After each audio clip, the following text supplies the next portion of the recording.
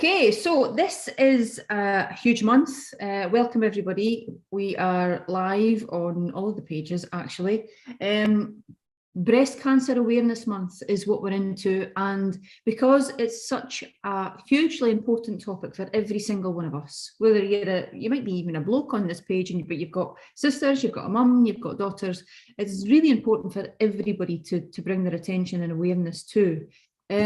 So with that being said, I'd love to introduce you to one of my Feel Look Be clients, which is Kerry. And as I see you, Kerry, you're on my left, so my eyes will be that way. Kerry has been on Feel Look Be for 2 years in December, and she has a really incredible story to tell on the subject of breast cancer. And I'm really grateful that Kerry's decided to come on and share her story. It's a massive deal putting yourself out there and actually sharing your story and telling your story.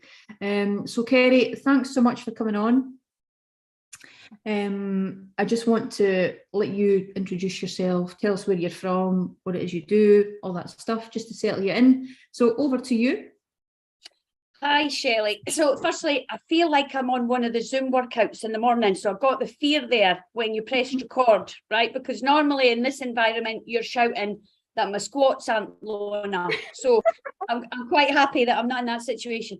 So, yeah, thank you for having me on to talk about this. My name's Kerry. I am 45. First and foremost, I'm a mum of 3. One of them is a dog. 2 kids, Ruby, who is 15, Luca, who's 11 next week, and our dog, Archie, loves of my life. I'm a single mama, so juggling all the plates like lots of people. I am head of HR for a US-based company. I take care of what we call MIA, which is Europe, Middle East and Africa. I've got a team, an HR team, a job that I love. I have been a client. I spent 18 years living in London. So I'm from my accent, I'm from where you're from. We're both from Dundee. Yeah. Born and bred in Dundee, but I left and went to university when I was 19. And I stayed there for almost 20 years. In London? In London, yeah. So I went to university there and I never came back for a long time. So I had both of my children in London. They're very, very English. They've kept their accent. We're back in Scotland now. We've been back here for 5 years, 4.5, 5 years. Great. I've been a client of yours, like you said, for almost 2 years. Will be 2 years in December. Brilliant. Great. So, Kerry, just firstly, commendable. Single parent, spinning all the plates, big job, a global job from a Dundee girl. High five. Well done, you. Love it. 2 kids and the dog 3. And does your job involve much travel? Yeah, so before the pandemic, I spent most of my time between London and Dundee. Okay. Look at you. 3 and 4 times a year to Atlanta, which is where our head office is. I was there in October last year, and I've been so lucky with my job. When I think about it, I've been to so many countries with work. I just love to travel, and actually, we also with my ex-husband, we took 6 months out and went round New Zealand, Australia, and Thailand. So I just got the bug for traveling, and living in London, it's so easy to go anywhere. Yeah, there's to get to any country is so easy. So with work, loads of US travel, Atlanta, Dayton, Florida. So the reason I'm asking that is so you find the balance between, obviously you've been on Feel It Be now for 2 years, so you're prioritising your own health. You've got your work, which is full on. You've got your kids, you've got travel. And so for anybody out there, the only reason I'm saying this is because it's so real, your story, that's, there's lots of women in your position, but there's lots of women who are in your position who think that they can't prioritise themselves. So that's the first thing I want to say. It's commendable that you've, come on to Feel It Be. Next question for you is, why did you find Feel It Be? Why did you decide to do it? I think like lots and lots of your clients who've become my friends, lockdown. It was in lockdown, I just needed an outlet. I was, lots of people turned to lots of things, right? Whether it was alcohol or other. Mine was biscuits, and it was real. I'm not just talking about one. I'm talking about like 10 packets. I mean, I was working from home. I was homeschooling 2 kids. We were literally sick of the sight of each other, right? And I was just walking around my kitchen in between calls, eating biscuits. And I put, for me, I'm small, you know me in person, Shelley, I'm small, but I put on a lot of weight. For me, a lot of weight. Okay. And I just wasn't feeling myself. And I just keep seeing women transforming their lives. And I just kept saying, well, how are they doing that? Because you can't go to the gym. You can't, what do they mean? Online Zooms and education and just mindset.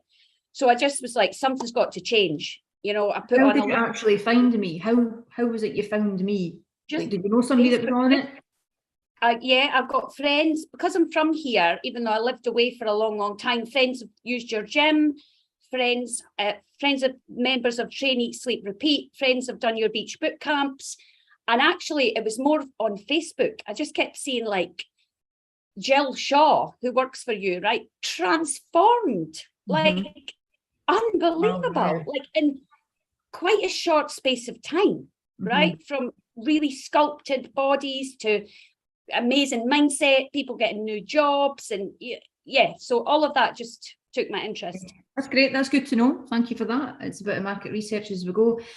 So that's fine. So let's bring our attention to the subject matter, which is Breast Cancer Awareness Month. You've got your own unique story to tell, Kerry, and I just want to, instead of you talking like and keeping going, I want to try and ask you questions and we'll frame it that way. So tell me about your breast cancer scare. So I've been with you for a year, and my body was the most sculpted and toned it's ever been in my entire life. And it was. The abs, you had the whole lot. Yeah, well because done. I worked really hard, right? I worked really hard. But what that meant was any little lump or bump was very obvious. Yeah. So I'll never forget it. It was a Sunday night in November, last November, and I felt 2 pea-sized lumps in my right breast. Now, Kerry, was this in response to something else? Because we've been talking about breast cancer. Now, there's a few of us got our stories, and I'm one of them, and I'm going to share mine. But I stumbled upon mine because of what you found. Yeah. Was this in response to somebody else, or did you just find it just randomly?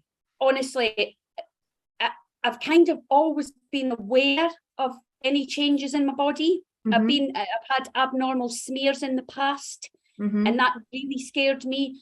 And I've always felt that we're so lucky to be getting checked and everything. So I'm somebody that actually checks, and it was just so obvious. Like I actually got one of my very close friends to feel. I said, "Do you think I'm being, dramatic? Can you feel this?" And she was like, a face, right? She didn't want to frighten me, but she literally went like this with her eyes. It was 2 pea-sized, exactly like a frozen garden pea. Now, the story transpires, they weren't the actual cancer, which is a scary bit, right? They were calcification, which we discovered after scans and all that. But those are the bumps that took me to the GP. So immediately on Monday morning, I phoned the GP, got seen almost straight away, and she even reacted the same as my friend, seeing her eyes go like that when she felt it. She apologised. She said, "Oh, sorry, I didn't mean to frighten you, but we do need to get that checked out." And I got fast-tracked under the 2-week rule to the NHS. Sadly, where we live, the resources are not, there's not a lot of resources. So fast-tracked was actually going to be 12 weeks. So I was fortunate enough to go private. So I went private. I was seen within a week. I had a biopsy, ultrasound, further mammograms. And 2 weeks later, I was back in the room with the consultant, and he said, "It's cancer." And this all happened in what frame? Within about 3 weeks from finding those lumps to diagnosis. Wow. But in that time, I had to have biopsies, mammograms, ultrasounds. And he said, it's definitely cancer. I don't think I'll ever forget that appointment for as long as I live. But that wasn't the scariest bit. That was between end of November, because the next part to that is you need a full body MRI to check two things. Number one, is it spread into the other breast? Number two, three things. Number two, what grade is it? And number three, has it spread anywhere else in your body? Yeah, it's scary. So I told you this, Shelley. I came to the Christmas party with that in my mind. The Philip Christmas party. I was like on another planet, sat at the Christmas table, having my Christmas dinner with the kids, and just in a trance, because that MRI scan wasn't until the 7th of January because of Christmas and New Year. So went through all that. Somewhere up there, someone loves me because it hadn't spread. But it was grade 2, invasive. Wait a wee minute. So let's stop there a wee second. So, like, when that's going through your head as a mum of 2, who did you speak to? What did you do? How did you deal with that? That must. I can't imagine how scary that must actually be. What did you do? You know, because I phoned you hysterical, didn't I? Hysterical, because what happened was he put me immediately. Do you remember he put me immediately onto tamoxifen? So as soon as he said it's cancer, regardless of what grade it was going to be or how, if it spread all over, he gave me tamoxifen that day and said, start taking it, because wherever it is, it'll shrink it and it'll stop, because it's a hormone blocker, isn't it? So it'll stop any more getting into the cancer cells. And I phoned you, didn't I? It was just a mess. I just, oh my, because I just didn't want this triggering menopause is what those drugs do, right? And I feel like I was so scared about that. Get that information and hear that as a woman. Where does your mind even go at that point? Just mean, well, you know where your mind goes. So sorry, I'm interrupting you. So you were in full flow there. No, it's okay. I always say to people now, with that bit was the worst 4 weeks. No, it wasn't 4 weeks. It was 3 weeks of my life. I have 2 memories of waking up in the night. Thank God, I don't suffer from panic attacks. I had panic attacks. I woke up twice in the night, and all I could feel was I was getting like strangled. I was petrified. And I've told you this before, as dramatic as this sounds, but I've got quite a decent life insurance policy at work because of the job I'm in. I made sure I rewrote the letter of intent because the kids are under 18. Where would the money go? I had my parents written into it. I'd ordered a new car, again, as fickle as this sounds, right? I cancelled that because I just didn't know. Sarah Hardin, Girls Aloud, had just died, right? She was 44 years old, right? And as far as I know, because I'm saying to him, well, how bad is it? And he said, we can't tell you that until we've done your MRI. And I'm like, your mind, my God. So that was horrid. There's no other word for it than that was horrid. So when I had my full body MRI, somebody up there was looking out for me because it hadn't spread. It was in one breast only. And it was grade 2, wasn't grade 1. It was grade 2, invasive ductal breast hormone positive breast cancer. So it wasn't that you get grade 0 and you get grade 1, right? So it was grade 2, right? And there is only 3 grades. So whilst it was fine, it wasn't terminal or horrible, it still wasn't nice, right? So, but it hadn't spread, it was in one breast. So then you're like, okay, I'm going to make it, right? I'm going to make it, but what have I got to deal with, right? Am I going to have to deal with chemotherapy? So again, somebody looking down on me, they said, you'll have to have a full mastectomy, which, okay, get your head around that. Radiotherapy, and then you'll be on hormone therapy for 5 to 10 years, right? So I was like, okay, that's fine, I can deal with that. And then I went home and I said to my friend, I'm going to have a double mastectomy. I made the choice. I'm going to have them both. Yeah, I made the choice. I'm going to have them both off, and I'm going to insist on reconstruction immediately. I'm only 45, right? Yeah. And you know me, my boobs were tiny anyway. I'm small, right? So they couldn't do a lumpectomy. Plus, it was in too many places for me. It wasn't small enough to do a lumpectomy. It's in various different parts of my breast. So went back. I was all full of, you know, I'm going to be assertive here, and I'm just going to tell them this is what I want. And bless the guy, the consultant. He said, "You want a double mastectomy, don't you? And you want reconstruct?" I said, "Yes, please." And here are my reasons. And I had a big list. He said, "Stop. I agree. It's fine. We'll do it."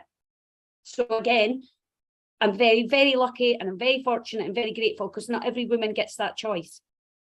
Yeah. So on the 17th of March, I had a double mastectomy with reconstruction. 4 weeks later, I had a week's radiotherapy at the Edinburgh Cancer Centre, Monday to Friday, zap, zap, zap, zap, zap. And that's it. It's gone. And I'm on tamoxifen for, it's coming up to a year, actually. So I've got 4 years left on tamoxifen, and providing I listen to you and eat well, drink lots of water and exercise, the symptoms are almost non-existent. Wow, that's brilliant. Well, so now you say that all this is a matter of fact, Kerry, like it's even just to listen to, and I've spent time with you in real time, and we've went for walks and stuff, and I wanted to be there for you, but just you as a person, the strength of character that you've got, and the strength that you've had to, you know, like deal with that in light of everything else that you've got going on, and to think just to talk yourself through all of that stuff. You just feel like squeezing you and going, here's you. Just pure strength. That's real strength. That's high five to you. And see, for every single woman who are, you may be listening to this, or know people who, and in fact, we all know people that have lost people to breast cancer. We all know people that have got breast cancer. I think you are somebody that we can look to go, do you know what? I can do this. I can definitely do it. And to take some of your strengths and to apply it, and to find that, you know, I mean, you have the Feel It We community, and do you know what, when you went live with that and you told people the outpouring of love that you received, I mean, I was greeting for you, honestly. So when you put that out, and the messages that you were getting, these women you've never met in your life were really just, they were greeting as well. They were feeling for you so much and building you up every single day, weren't they? I couldn't have got through it without that, honestly, because I didn't, believe it or not, I actually told your girls and you more than actually told some of my friends. If you remember, it was very raw for me when I did my first interview. I hadn't even had my surgery when I interviewed with you, and that outpouring got me through it.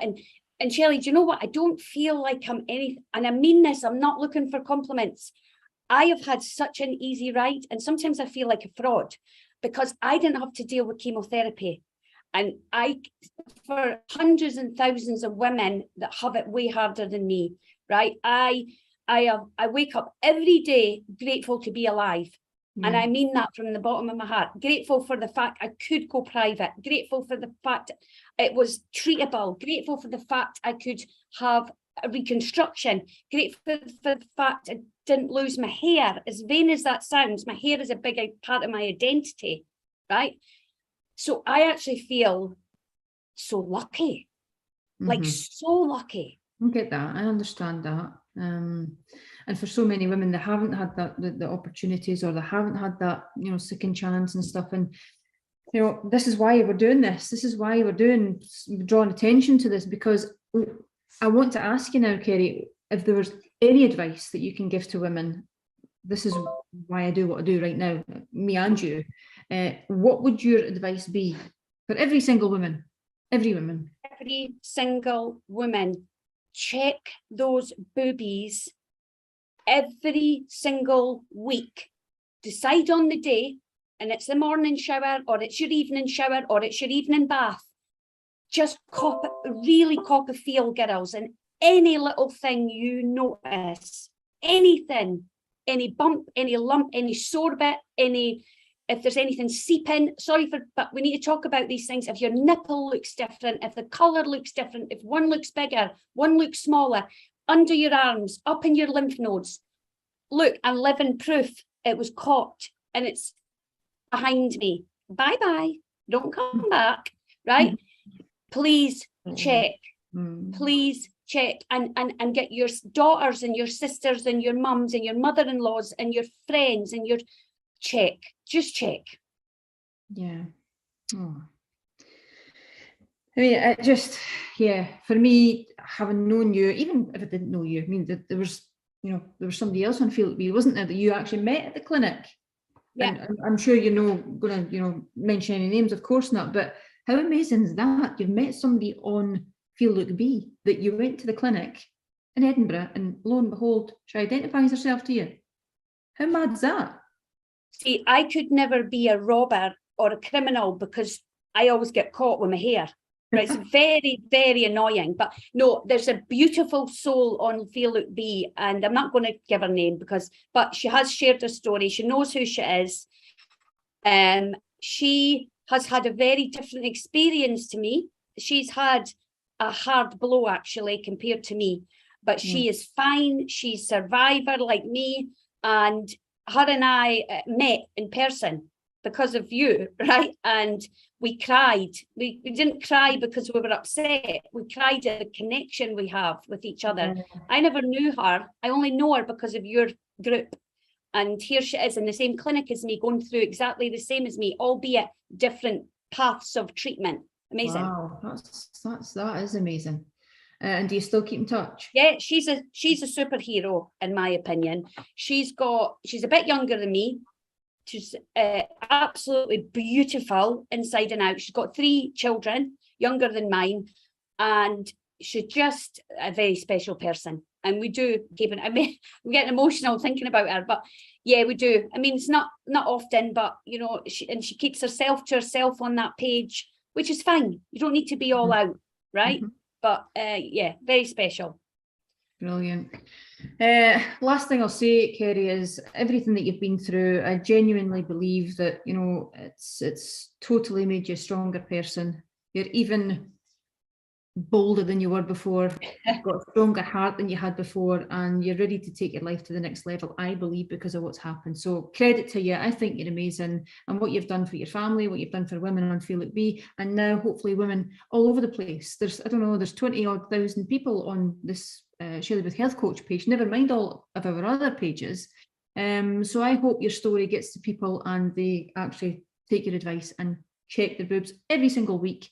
And if you ever feel anything at all, then you have to go and get checked. And it was because of Kerry's story that I checked mine, and I've got a different story to share. It's not a breast cancer story, but it is a story that, you know, a lot of people will want to hear. So I'll share that in the next week with you. But Kerry, I just want to say thank you so much. It's hard to put yourself out to share, but you're doing it for the benefit of others, and selflessly you're here. And I really, really appreciate that. And I'm sure everybody else does too. So thank you so much for being just wonderful. I think the world of you. And ditto, and thank you to you. You know that. You know how I feel about and any more proof that I didn't want to be triggered into an early menopause, right? But now this is part of the education that you give that I now listen to, because I was obviously perimenopausal because I'm in that age group, but I know I'm getting fast tracked because of this, but also those drugs are keeping it away from my body. So I'm fine. But the proof now for me is like, God, when I'm not eating and exercising and drinking water, how the symptoms creep back in. So it's just been really important that I stayed on track as well with your, you know, the Feel It Be. So thank you. Thank you. Thank you so much, Kerry. Okay, everybody, take the advice, please, and please watch the pages. In the coming weeks, there'll be more people bringing their stories, including me, and we are happy to try and help as many people as possible. So I'm going to just press stop, Kerry, and that'll be us. Thank you again, and I'll catch up with you really soon, okay? Mwah. Take it easy. See you soon. Bye.